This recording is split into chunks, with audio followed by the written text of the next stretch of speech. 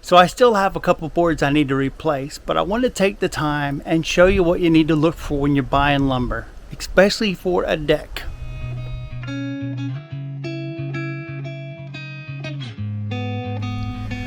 Hopefully you can see that group of boards right there has minimal amounts of knots in it. You can also look down and see that the grain pattern is pretty nice too. But this is the most important part. There's a lot of rings, which means the tree was fairly old and has a lot of wood to it.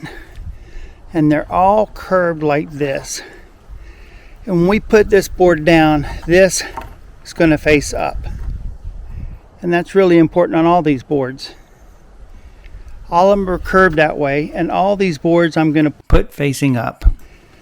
This one is okay, but I still would prefer to have something like that. These are two boards that I've already cut, and unfortunately you can see as they dry they end up splitting on the ends. And now I want to tell you why it's important and try to give you an example. And this is the reason why. This pot usually stays out in the garden and ends up getting rainwater and other things in it, and you can see there's algae and junk growing in it because there's a constant amount of water in there. And I want you to think of this bowl. Do you see how the shape of the bowl is curved like those pieces of wood? And what that means is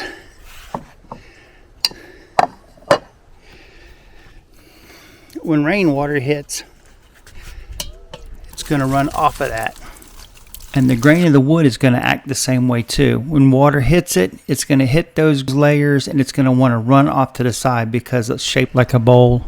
So it's really important when you're putting your wood together to make sure the grain faces like that. Because if you don't, you end up like this. When it rains, the wood is going to hold water like a bowl. And that water is going to keep the wood wet. And that water is going to allow for algae and fungi and rot in your wood. I am currently refinishing our back porch deck, and I can show you some of the boards that have that kind of rot in them. On a lot of these boards, you'll end up with the rot right where the screw was, right where the water was, because water can get in around that screw and set in the wood, and when it does, it's going to cause rot.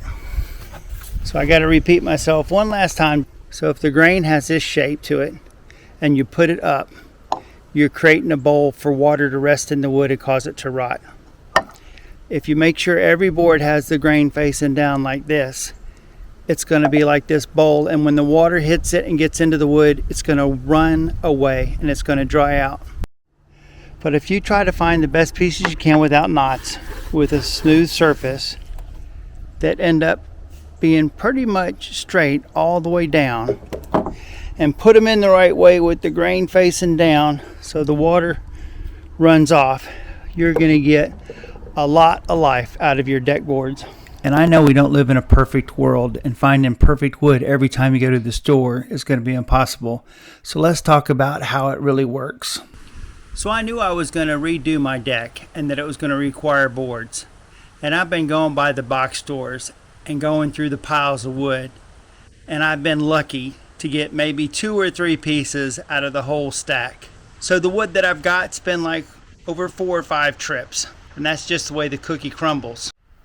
And even with that, you still have to make sacrifices. It's not going to be perfect. And the reason why I'm saying that is because I'm lucky. When I built this deck, I didn't have that choice. I went to the store, I went through all the wood they had, I got the best pieces I could get, but you're not going to end up getting a perfect board every time. Sometimes if you need 5 boards, you have to take the 5 boards that are at the store. And even when you look down at my deck, and you can see I've got boards with knots.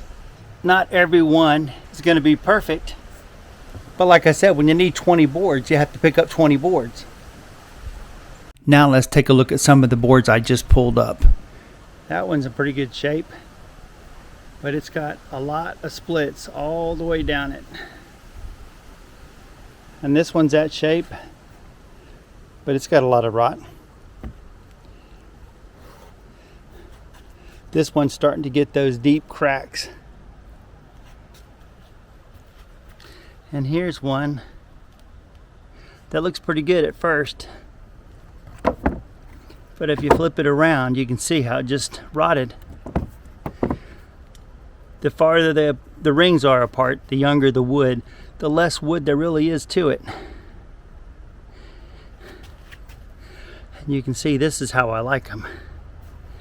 But once again, right where the screws go in, that's where you're going to get your rot. It's where the water can get in and stay in the wood. And that one's the same way too. There's not a whole lot of rings. That's 1 year growth between those. There's just not of material for this. This wood is so much lighter than these. So there you have it. Some words of wisdom, and class is over. I hope it helps. Like, subscribe, check out those playlists, and I'll see you in another video.